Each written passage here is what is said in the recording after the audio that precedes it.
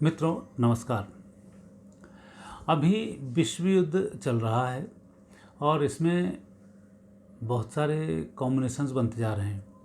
भारत में चीन का भी दखल बढ़ रहा है, भारत में अमेरिका का भी दखल बढ़ रहा है और कई सारे देश भी भारत के साथ आ रहे हैं। अब हमें चयन ये करना है कि आपका साथी कौन है और कौन आपका शत्रु है, क्योंकि जब आप संपन्नता की ओर बढ़ते हैं तब तो बहुत सारे लोग आपकी तारीफ़ करने और आपके आगे पीछे आने लग जाते हैं, और जब अवसर मिलता है तो वो पीठ में छुरा भोंके बिना नहीं रहते हैं। तो ऐसी स्थिति अब वापस भारत की बननी शुरू हो गई है, क्योंकि इन विश्व युद्ध में भारत के एक शहद के छत्ते के लिए बहुत सारी मधुमक्खियाँ भिनभिनाना शुरू कर दी हैं।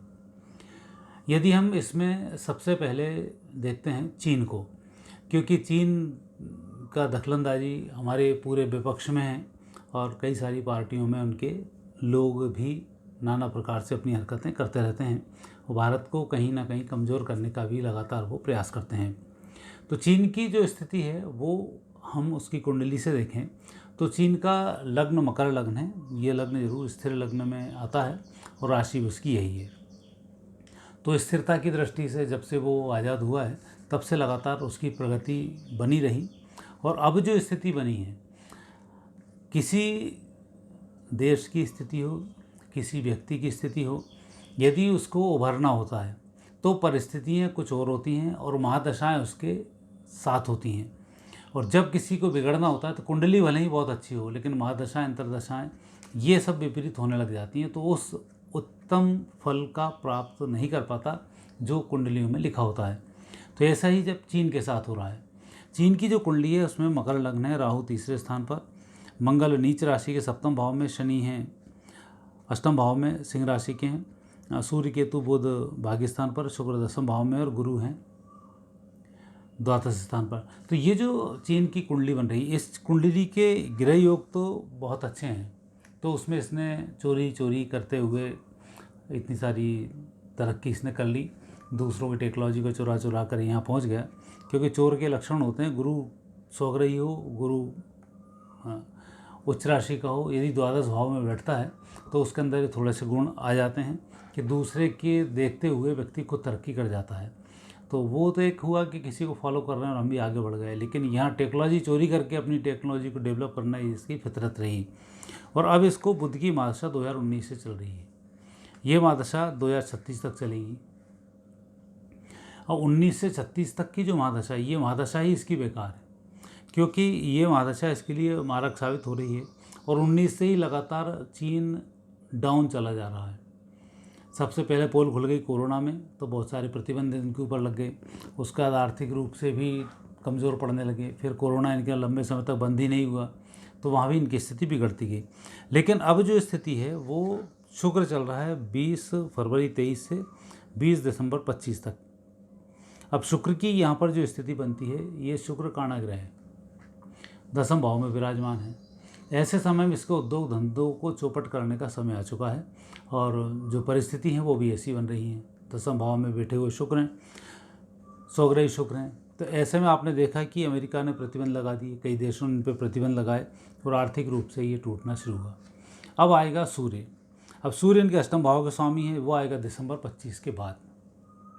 और अभी आप इसकी लगातार हरकतें देख ही रहे होंगे, और अमेरिका इसके पीछे पड़ा हुआ ही है। तो भारत को चीन के मामले में बहुत ज़्यादा समझ लगाने की ज़रूरत नहीं है। जो हरकत पाकिस्तान के साथ भारत ने की, जो उस पर नियम ला दे, सेम स्थिति ही चीन की करने की आवश्यकता है। क्योंकि चीन की आत्मनिर्भरता मुस्लिम कंट्रीज़ पर और भारत पर बहुत अधिक है। यूरोप में है, लेकिन यूरोप का भरोसा चीन अब खोता जा रहा है। और नेटो वेटो जो देश हैं, उन देशों से अब चीन का लगातार रिश्ते और बिगड़ेंगे और चीन की स्थिति वहाँ पर ख़राब होती चली जाएगी। तो चीन से भाईचारा रखना तो वैसे भी घातक ही रहा है। हमारा विपक्ष उनसे भाईचारा रख रख के खुद भी फुटपाथ पे आ चुका है, क्योंकि ऐसे दोस्त को बनाओगे जो खुद डरपोक हो तो वो आपको ही निपटा देता है। तो हमारा जो विपक्ष आज रसातल में पड़ा हुआ है, उसका सबसे बड़ा कारण है कि चीन पर उनका भरोसा। और अभी भी सारे विपक्षी दल चीन से बात करने की बात कर रहे हैं। उनका एक सूत्र है कि पाकिस्तान की चीन मदद कर रहा है, चीन हमारा दोस्त होता तो पाकिस्तान की मदद नहीं करता और हम पाकिस्तान को ठोक देते। ये आप गलत फहमी में हो। चीन भारत का शत्रु था, शत्रु है और शत्रु रहेगा, और चीन भारत के द्वारा ही नष्ट होगा, ये ग्रह योग बताते हैं। तो यहाँ पर एक चीन की स्थिति तो ये बन रही है कि दिसंबर 25 के बाद अब चीन अपने संतुलन को खो बैठेगा और लगातार नेगेटिव स्थिति को करता रहेगा, और ये स्थिति तो यहाँ चीन की बनती है, क्योंकि शुक्र आएगा, दिसंबर तक चलेगा, और दिसंबर के बाद शुक्र हटते ही सूर्य आ जाएगा। सूर्य अष्टम का स्वामी है। सूर्य के हटते ही चंद्र आ जाएगा, चंद्र फिर मार्केज बन रहा है, चंद्र के हटते ही मंगल आ जाएगा, मंगल तोड़ने का कारक बन रहा है। तो जो चीन के टुकड़े की हम बात करते हैं 2028 के बाद चीन के टुकड़े सुनिश्चित हैं, उसको कोई नहीं रोक सकता, ये उसकी किस्मत में लिखा हुआ है। अब दूसरे एक अंकल सेम की हम बात करते हैं, वो है अमेरिका। इनकी यदि कुंडली को लेते हैं तो ये मीन लग्न में है। इनकी बादशाह कायम है, लेकिन हर व्यक्ति का हर चीज़ का अंत सुनिश्चित होता है। तो यहाँ जो इनकी मीन लग्न में इनका जन्म है, राहु की महादशा इनको चल रही है। ये राहु की महादशा बहुत बेहतर परिणाम नहीं दिला रही है जनवरी 2022 से 2040 तक, और 22 के बाद से ही अमेरिका में स्थिरता आई हुई है। चाहे वहाँ राष्ट्रपति कोई भी रहे हों, चाहे अभी के राष्ट्रपति रहे हों, ये जब सीट पर बैठते हैं तो दिमागी संतुलन खो बैठते हैं। तो अभी स्थिति राहु है, तो मानसिक रूप से ज़्यादा चिंतन करा देता है, काम उतना नहीं कर पाता जितना कि आप सोच रहे हैं। तो आपके कार्यशैली में और आपकी वाणी में दोनों में विरोधाभास पैदा हो जाता है। राहु से पहले मंगल था, बिल्कुल सही था, और बादशाह उसकी कायम थी। मंगल पहले चंद्र था, चंद्र केतु के साथ विराजमान है, स्थिति बहुत अच्छी थी। तो उस समय से महादशाएं तो फेवर में थी, लेकिन अब जो समय आया है ये समय बेहतर स्थिति को नहीं दर्शाता है, और यहाँ पर भारत को तटस्थ रहना चाहिए। अमेरिका और चीन इन दोनों में भिड़ंत जरूर होगी, क्योंकि अभी तो अमेरिका को लग रहा है रूस की बादशाह तो ख़त्म, कि नेटो देशों से उसमें उलझाकर इनको रख दिया कि ये ख़त्म हुआ। अब अमेरिका फिर चाल चलेगा कि नेटो देशों का भी साथ छोड़ेगा। उसे पता है जिस दिन भी मैं वापस आऊँगा नेटो मुझे वापस एक्सेप्ट कर लेंगे और मैं अपने काम पर फिर शुरू हो जाऊँगा। तो ये उसका दिमाग बिल्कुल सेट है। अब उसका दिमाग है चीन को निपटाने का, और चीन के बाद भारत को टारगेट पे लेने का। वो आपका सगा नहीं है। अभी जब तक चीन ना निपट जाए तब तक वो इस स्थिति में रहेगा। चीन को निपटाने की स्थिति में चीन और अमेरिका को यदि हम कंपेयर करते हैं तो यहाँ पर मकर राशि ही अमेरिका की है और मकर राशि ही चीन की है। तो दोनों में पहले तो वाकये शुरू होंगे, फिर समझौते होंगे, फिर होंगे, लेकिन अंदर की कटुता समाप्त नहीं होगी। और चीन की जो आर्थिक स्थिति में जिस तरह से उछाल चल रहा है, जो अमेरिका देख रहा है, और चीन की डाउनफॉल स्थिति दिख रही है, जो ज्योतिषी दृष्टि बताती है कि अब चीन फाइनेंशियली बहुत मजबूत नहीं है। तो अमेरिका जिस तरह से अटैक करके उसको और कमज़ोर करना चाहता है, अमेरिका भी यही चाहता है कि भारत का बाजार चीन के लिए समाप्त हो जाए। तो चीन की आधी स्थिति तो वहीं बिगड़ जाएगी, और भारत को भी कोशिश करना चाहिए कि जो जो व्यापार हम उसके साथ कर रहे हैं, चाहे महंगे पे दूसरे के साथ करना पड़े, पर हमें इसका साथ धीमे धीमे करके छोड़ देना चाहिए। और यहाँ मैं भारत के व्यापारियों से भी अनुरोध करूँगा कि चीन से माल लाकर जो आप भारत में बेच रहे हैं, देश के यदि भला चाहते हो और देश की भक्ति चाहते हो और राष्ट्रभक्ति में लीन हो, तो चीन से सामान लेना बंद कर दो। भूखे मर जाना, रोटी सूखी खा लेना, लेकिन चीन का साथ मत देना, अन्यथा ये जो गोली चीन बना रहा है ये आपके सैनिकों के साथ साथ आप में भी घुसने वाली है। जब युद्ध लड़ा जाता है, आज पाकिस्तान को के साथ कांग्रेस गवर्नमेंट का दम नहीं था, उससे युद्ध लड़ लेती, क्योंकि आपने अपनी सेना को तो कमज़ोरी किया हुआ था और चीन की मदद से पाकिस्तान की सेना बढ़ रही थी।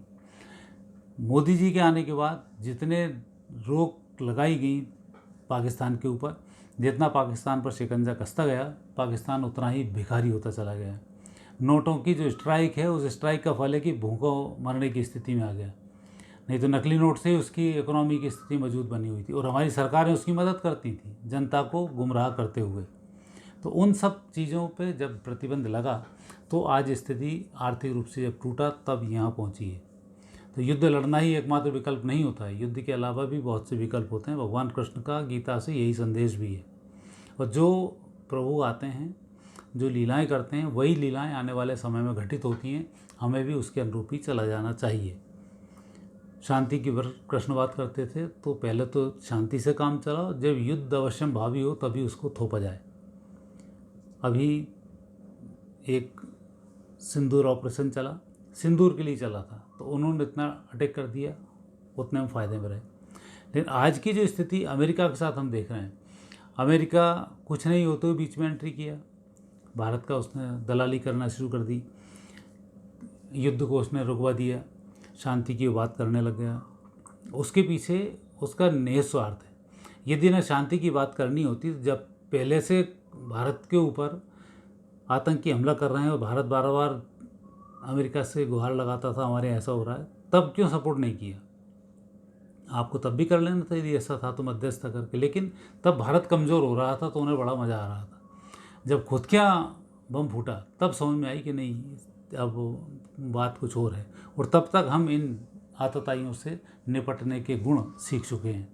तो अब जो स्थिति हमारे साथ बनती है, हम अमेरिका पर भी बहुत भरोसा नहीं कर सकते, लेकिन चीन को निपटाने के लिए हमें अमेरिका को पर तो भरोसा उतना करना पड़ेगा, क्योंकि अभी हमें सबसे बड़ा जो शत्रु है वो है चीन है। इसको निपटाना है। हमारे यहाँ वामपंथी हैं, ये सबसे बड़े शत्रु हैं। ये देश के खिलाफ ही अभी बात करेंगे, देश के खिलाफ करेंगे। हमारी कांग्रेस पार्टी भी सीधी सी बात, हिंदुओं को तो हिंदू अब हिंसक मानती है। अब आप उससे क्लियर अंदाज ला लेंगे, उनका एक स्टेटमेंट, हिंदू हिंसक होता है। सबसे शांति प्रिय कौम के लिए ये बोल रहे हैं हिंसक होती है।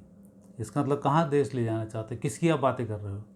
तो ये जो परिस्थिति अभी बन रही है, यहाँ हमें इन सब विशेष रूप से अमेरिका और चीन पर भरोसा नहीं करना चाहिए। और अभी हमें भरोसा अमेरिका का जीतना चाहिए, ना कि चीन का। और चीन के साथ हमें वही व्यवहार करना चाहिए जो हमने पाकिस्तान के साथ किया, तब जाकर हम पार पा पाएंगे और उसका निपटारा भी कर पाएंगे। और ऐसा ही होने वाला है। मेरे कहने से तो कोई सरकार चलती नहीं है, लेकिन ज्योतिषी दृष्टि से सरकार चलती है। तो उसमें ये योग बन रहे हैं कि भारत पाकिस्तान के अब संबंध में पाकिस्तान फुटपाथ पे है। अब अगला चरण जो है वो चीन का है। अघोषित रूप से इस पूरे युद्ध को चीन ने लड़ा, अघोषित रूप से आतंकवाद का पूरा समर्थन चीन ने किया, अघोषित रूप से परमाणु बम जो पाकिस्तान को मिला है वो तो चीन का ही हो, चीन की निगरानी में रखा हुआ है वो, पाकिस्तान उसका कुछ नहीं कर सकता।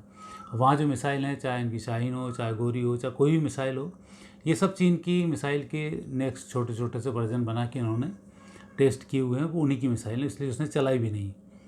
और इसीलिए वहाँ से मिसाइलें भी नकली आई, ताकि लोगों को ये न लगे कि ये गोरी शाहीन जो हैं ये चीन की मॉडिफाइड मिसाइलें हैं। तो ये स्थिति वहाँ पर बनी है। तो अब इस वीडियो का तात्पर्य यही है कि हमें अब शांति के साथ इस राष्ट्र के ही साथ रहना चाहिए और देश का ही भरोसा जीतने का प्रयास करना चाहिए। बाकी के जो भी हैं उनके सामान का भी बहिष्कार करना चाहिए, उनकी योजनाओं का भी बहिष्कार करना चाहिए, और उनके भारत में बैठे हुए गुलामों का भी बहिष्कार करना चाहिए। जो चीन की पैरवी कर रहे हैं उनको तो सीधे सीधे बायकॉट कर देना चाहिए। भारत में जो सेना पर सवाल उठा रहे हैं उनका बायकॉट करना चाहिए, और जो अपने खानदान को सबसे बड़ा खानदान बता रहे हैं उनका भी बायकॉट करना चाहिए। सत्य का साथ दोगे तो आप बच पाओगे, असत्य का साथ देने वाला व्यक्ति 2030 नहीं दे पाएगा। अभी आपको मैं और वीडियो बनाऊंगा कि कौन लोग 2030 तक पहुंच पाएंगे। तो ये भविष्यवाणी का गलत नहीं बोल रही है। आप 40-50 करोड़ ही बचोगे इंडिया में, और उसमें कौन कौन से लोग बनेंगे उनका फिर मैं वीडियो बनाऊंगा आपको। तो उसमें एक सत्य का भी है, जो सत्य का साथ देगा, जो राष्ट्र के साथ होगा वही बच पाएगा। राष्ट्र विरोधी कोई नहीं बच पाएगा, चाहे खड़े खड़े मर जाएंगे, चाहे अटैक आ जाएंगे, चाहे कोई भी नेगेटिव स्थिति बनेगी, उन सबकी स्थिति ही बिगड़नी है। अब चूंकि जो पार्टी अध्यक्ष उपाध्यक्ष होते हैं ये एक अलग किस्म के जीव होते हैं। जैसे रावण, पूरा कुनबा मर गया, इसके बाद आखिरी में रावण मरा। तो ऐसे ही होता है, ये पार्टी अध्यक्ष उपाध्यक्ष सबसे आखिरी मारे जाते हैं। जब तक पूरे कुनबे को समाप्त नहीं कर देंगे तब तक इनका अंत नहीं होगा। तो यही स्थिति यहाँ पर बनती है, और ऐसे ही लोग प्रकृति पैदा कर देती है। जब मूर्ख राजा बनेगा तो उसका कुनबा नष्ट हो ही जाएगा। तो ऐसी स्थिति यहाँ पर बन रही है कि इन राजाओं के इसमें पूरा कुनबा नष्ट होने को है, और आपको बस ये साथ देना है, आपको सत्य के साथ रहना है। सत्य कितना ही कड़वा हो, कितना ही कष्टकारी हो, आपके पास इतना पैसा तो होगा कि आप इन 4 सालों को गुजार सकें। नहीं हो तो अभी 1 साल का अवसर आपके पास और है। 1 साल में आप पैसा कमा लें कि 2030 तक आप कैसे भी निकाल लें। 30 भी नहीं बल्कि 2028 निकालना है, इसके बाद स्थिति सुधरना शुरू हो जाएगी।